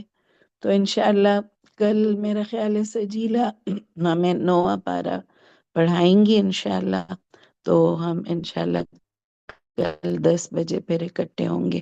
السلام علیکم ورحمۃ اللہ وبرکاتہ۔